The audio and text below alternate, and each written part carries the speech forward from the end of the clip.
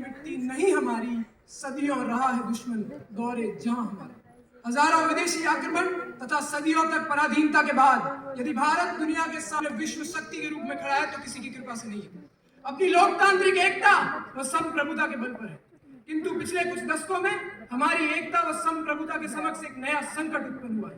कुछ कायर लोग जो सीमाओं पर तथा देश के भीतर हिंसा फैलाकर निर्दोष जनता की हत्या कर रहे हैं।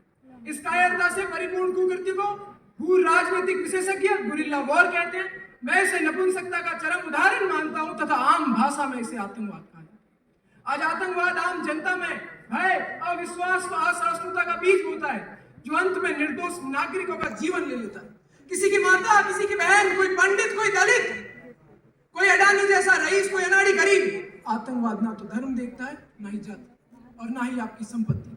यदि देखता है तो केवल अपना मकसद व सुनता है तो केवल अपने आतंकी आकाओं की। महोदय, आए दिन कश्मीर में हमारे जवान आतंकी मुठभेड़ में वीर गति को प्राप्त होते हैं।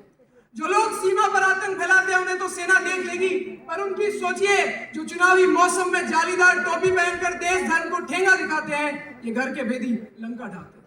महोदय, अन्य साथियों की तरह मन तो मेरा भी बहुत था कि मैं अहिंसा परमो धर्म, आतंकवाद का कोई धर्म नहीं होता, अहिंसा व शांति से आतंकवाद का समाधान हो सकता है, नाना प्रकार की भ्रामक बातें।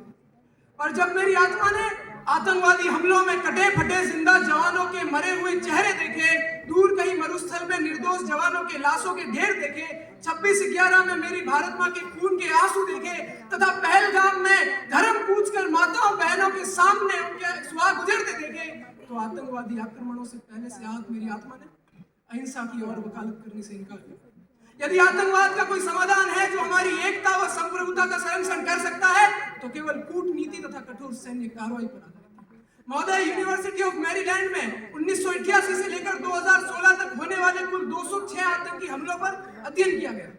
अध्ययन में डॉक्टर सैड जोन्स तथा मार्टिन लिबिकी ने यह पाया कि 97% आतंकी संगठन केवल कूटनीति तथा कठोर सैन्य कार्रवाई से शांत।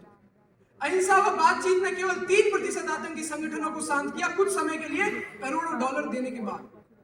हमारे पास उदाहरण मौजूद है इजराइल ऑपरेशन थंडरबोल्ट तथा रशिया का बसेल स्कूल ऑपरेशन। ये प्रमाण है कि आतंकवाद यदि शांत हुआ है तो केवल सामर्थ्य की वजह।